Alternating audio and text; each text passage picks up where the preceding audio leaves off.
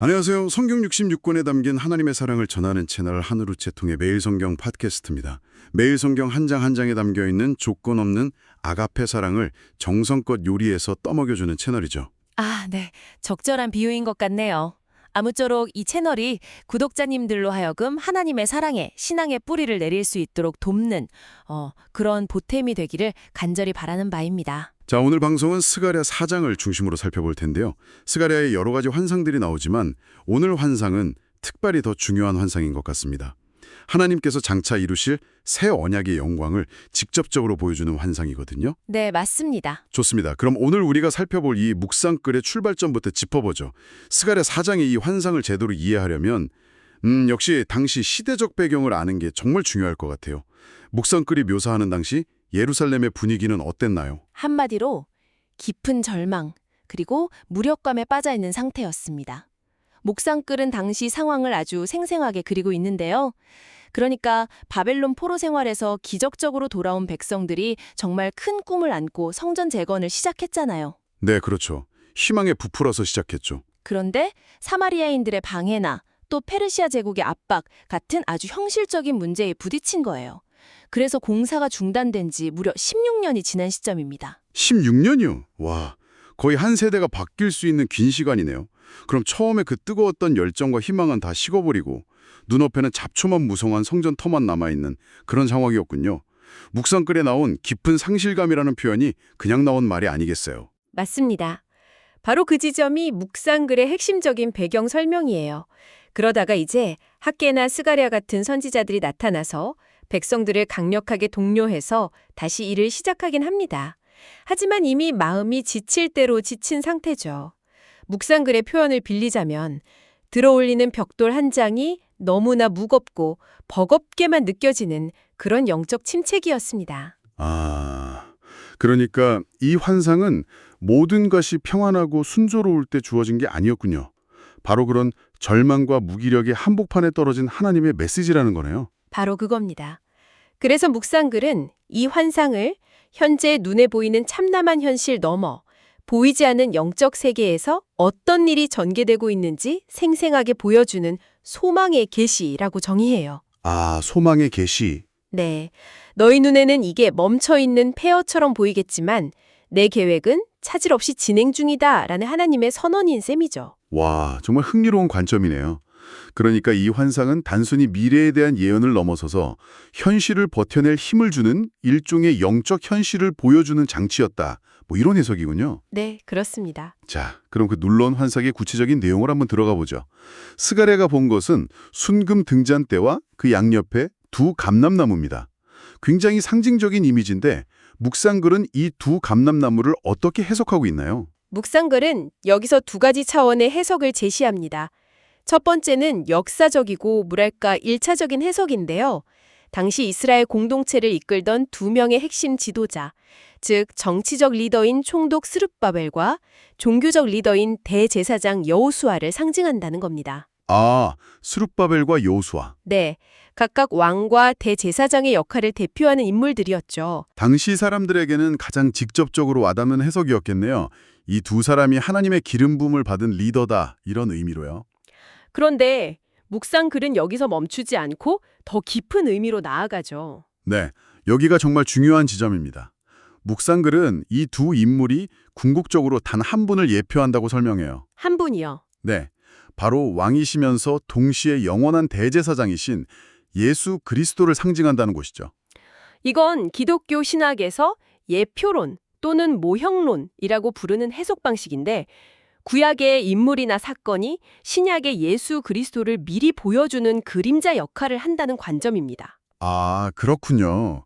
그러니까 분리되어 있던 왕의 직분과 제사장의 직분이 예수님 한 분 안에서 완성된다는 그 신학적 그림을 이 두 감람나무를 통해 보여준다는 거군요. 굉장히 입체적인 해석이네요. 맞습니다. 자, 그렇다면 다음 질문은 자연스럽게 그럼 그 나무들로부터 기름을 공급받는 순금 등잔대는 무엇인가로 이어지겠죠. 네, 바로 그게 궁금했습니다. 감람나무가 기름의 원천이라면 그 기름으로 불을 밝히는 등잔대는 대체 뭘 의미할까요? 묵상글은 이 순금 등잔대를 교회, 그러니까 예수님을 믿는 사람들의 공동체로 해석합니다. 그리고 여기서 가장 중요한 요소인 기름은 예수님께서 승천하신 후 보내주신다고 약속한 보혜사 성령님을 예표한다고 말합니다. 잠시만요. 보혜사라는 단어가 나왔는데 익숙하지 않은 분들을 위해서 잠시 짚고 넘어가면 좋겠습니다. 아, 네. 좋은 지적입니다. 보혜사는 헬라어 파라클레토스를 번역한 말인데요. 문자적으로는 곁에서 돕기 위해 부름받은 자라는 뜻입니다. 변호인, 상담자, 위로자, 이런 다양한 의미를 담고 있죠. 아하, 네, 신약 성경에서 예수님은 자신이 떠난 뒤에 또 다른 보혜사, 즉 성령님을 보내줘서 믿는 사람들을 돕고 가르치실 것이라고 약속하셨습니다. 그렇군요. 정리하자면 감람나무이신 예수 그리스도로부터 성령이라는 기름이 흘러나와서 등잔대인 교회를 통해 세상을 밝힌다. 이런 완벽한 영적 시스템을 이 환상이 보여준다는 거네요. 여기서 묵상글은 그 기름의 본질을 아주 특별한 개념과 연결시키던데요. 네, 묵상글의 핵심 주장 중 하나입니다. 이 기름의 궁극적인 본질을 바로 하나님의 조건 없는 아가페 사랑이라고 정의합니다. 죄로 죽을 수밖에 없는 인간을 살리는 유일한 힘이 바로 그 사랑이라는 것이죠. 성령님은 그 사랑을 우리 마음에 부어주시는 분이고요. 조건 없는 아가페 사랑. 이 개념이 중요한 이유는 우리가 살아가는 세상의 작동 방식과 정면으로 부딪히기 때문인 것 같아요. 세상은 끊임없이 우리에게 조건을 요구하잖아요. 그렇습니다. 우리는 정말 태어나면서부터 죽을 때까지 조건의 산 아래서 살아간다고 해도 과언이 아니죠. 학벌, 재산, 외모, 성과, 능력 같은 것들이 거대한 산처럼 우리를 짓누릅니다. 맞아요. 이 정도는 해야 인정받지, 이런 자격은 갖춰야 사랑받을 수 있지 하는 압박감 속에서 살죠. 네, 묵상글은 이런 압박이 신앙생활 안에도 교묘하게 파고든다고 지적합니다. 아, 내가 이만큼 헌신해야, 이만큼 기도해야 하나님께 인정받을 수 있을 거야 하는 식의 그런 율법주의적인 생각 말이군요. 바로 그겁니다. 그런데 묵상글은 성령의 기름, 즉 하나님의 아가페 사랑이 부어질 때 이 모든 조건의 산들이 무너져 내린다고 선포합니다. 그 근거로 스가랴 4장 7절 말씀을 제시하는데 정말 극적인 구절이에요. 큰 산아, 네가 무엇이냐? 네가 스룹바벨 앞에서 평지가 되리라. 그가 머릿돌을 내놓을 때에 무리가 외치기를 은총이 그에게 있을지어다 하리라. 큰 산아 네가 무엇이냐? 네가 평지가 되리라. 와, 정말 통쾌한 선언이네요. 묵상글의 해석에 따르면 여기서 큰 산은 성전 재건을 가로막던 그런 물리적인 방해 세력인 동시에 우리를 짓누르는 세상의 모든 조건과 자격의 장벽을 의미하는 거군요. 맞습니다. 하나님의 은혜 앞에서는 우리가 결코 넘을 수 없을 것 같았던 그 어떤 거대한 산도 아무것도 아니라는 선포입니다. 나의 노력이나 자격으로 산을 넘는 게 아니라 하나님의 은혜가 산 자체를 그냥 무너뜨려서 평지로 만들어버린다는 거죠. 와, 그래서 남는 것은 나의 공로에 대한 자랑이 아니라 오직 은총이라는 그 감격의 외침뿐이라는 겁니다. 그러니까 이 묵상글은 스가랴의 환상을 통해 구원의 본질이 인간의 행위가 아닌 전적인 하나님의 선물, 즉 은혜에 있음을 역설하고 있는 거네요. 정확합니다. 그런데 이 은총이라는 개념을 머리로는 이해해도 현실의 무게 앞에서 그 믿음을 지키는 게 참 어려울 때가 많습니다. 특히 묵상글이 지적하듯이 무언가 의미 있는 일을 시작하려고 할 때 우리 안에서 속삭이는 회의적인 목소리가 있잖아요. 있죠? 아주 분명히 있죠. 묵상글은 그것을 사탄의 속삭임이라고 명명합니다. 고작 그거에서 뭐가 달라지겠어? 너 같은 사람이 해봤자 얼마나 하겠어? 하는 식으로 우리의 열심을 비웃고 용기를 꺾으려 하는 목소리죠. 당시 성전을 재건하던 백성들이 딱 그런 심정이었을 것 같아요. 그 넓은 폐허 위에 벽돌 한 장을 올리면서 이걸 언제 다 채우나 하는 막막함이 들었을 테니까요. 우리 일상에서도 마찬가지고요. 충분히 그랬을 겁니다. 묵상글은 사탄의 핵심 전략이 바로 우리의 작은 일상의 몸부림을 하찮게 여기게 만들어서 결국 포기하게 만드는 것이라고 분석해요. 하지만 여기에 대한 하나님의 대담은 정말 단호하고 또 위로가 됩니다. 묵상글이 강조해서 인용하는 스가랴 4장 10절 말씀, 작은 일의 날이라고 멸시하는 자가 누구냐? 이 말씀이 제 마음에 정말 큰 울림을 주었습니다. 정말 강력한 반문이죠. 세상의 관점이나 사탄의 조롱에 동의하지 않으시는 하나님의 마음이 느껴지는 구절입니다. 감히 누가 나의 사람들이 믿음으로 내딛는 그 작은 순종의 발걸음을 하찮다고 말하느냐 하고 우리 편을 들어주시는 것 같죠. 아, 주림은 결과의 크기나 성과의 규모로 우리를 판단하지 않으신다는 뜻이군요. 그렇습니다. 묵상글은 이렇게 설명해요. 하나님의 눈은 사역의 규모가 아니라 각 사람의 마음 중심을 보고 계시기 때문입니다. 마음의 중심. 네. 우리가 얼마나 대단한 일을 했느냐가 아니라 어떤 마음으로 그 일을 했느냐를 보신다는 거죠.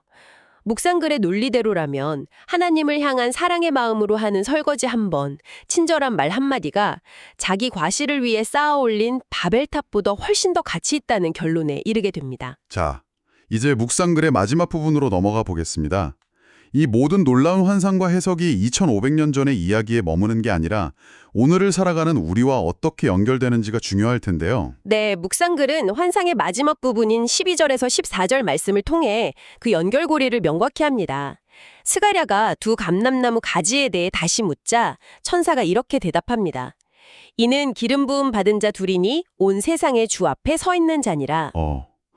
아까 두 감람나무는 예수님을 상징한다고 했잖아요. 그럼 이 가지들은 또 다른 존재인가요? 아니면 같은 걸 다시 말하는 건가요? 묵상글은 여기서 가지가 원줄기이신 예수님께 붙어있는 새로운 존재들을 의미한다고 해석합니다. 그리고 그 존재가 바로 예수님과 한 몸으로 연합된 교회, 곧 새 피조물된 우리 자신이라고 단언하죠. 와, 요한복음 15장에 나오는 나는 포도나무요 너희는 가지라는 예수님의 말씀을 떠올리게 하는 해석입니다. 와, 그렇군요. 우리가 단순히 환상을 구경하는 입장이 아니라 우리가 그 환상의 일부라는 거네요. 우리는 온 세상의 주 앞에 서 있는 자들이다. 이 구절이 우리의 정체성을 새롭게 정의해주는 것 같아요. 맞습니다. 묵상글은 이 정체성을 깨닫는 것이 모든 것의 시작이라고 강조합니다. 우리는 더 이상 세상의 조건에 얽매여 주눅든 존재가 아니라 온 우주의 주인이신 하나님 앞에 그분의 기름 부음 받은 자로 당당히 서 있는 존귀한 자녀이자 사명자들이라는 겁니다. 그렇다면 그 정체성에 걸맞은 우리의 사명은 구체적으로 무엇일까요? 묵상글은 우리의 사명을 아주 멋진 한 단어로 요약합니다. 바로 아가페 메신저입니다. 아가페 메신저. 사랑의 전달자란 뜻이군요. 네, 우리가 바로 그 성령의 기름을 세상으로 흘려보내는 통로가 되어야 한다는 것이죠. 감람나무 원줄기이신 예수님의 십자가에서 흘러나오는 조건 없는 사랑의 기름, 즉 성령께서 우리에게 부어주시는 그 생명수를 우리 안에 가두어두는 것이 아니라 우리라는 파이프를 통해 세상으로 흘려보내는 사명입니다. 사랑이 식어버리고 조건과 계산만이 남은 메마른 세상 속으로 그 조건 없는 사랑을 거침없이 흘려보내는 축복의 통로가 되는 것. 그것이 바로 이 환상을 통해 오늘 우리에게 주시는 하나님의 부르심이라는 해석이군요. 그렇습니다. 결국 묵상글은 성전 재건이라는 작은 일을 하던 수룹바벨과 백성들처럼 우리도 각자의 삶의 자리에서 설거지를 하던 코딩을 하던 운전을 하던 그 자리에서 아가페 메신저라는 위대한 사명을 감당하도록 부름받았다고 결론 내립니다. 오늘 묵상글을 통해 스가랴 4장의 환상을 깊이 들여다보았는데요. 하나님의 계획이 얼마나 거대하고 치밀한지 그 측량할 수 없는 사랑을 느낄 수 있었고 동시에 폐허 속에서 벽돌 한 장을 들며 신음하던 한 사람 한 사람의 작은 몸부림에 귀 기울이시는 그 세밀한 사랑을 함께 느낄 수 있는 시간이었습니다. 네, 오늘 이 말씀을 듣고 계신 당신의 삶에도 지금 이 순간 하나님의 조건 없는 은혜의 기름이 부어지고 있음을 인식하는 시간이 되셨으면 좋겠습니다.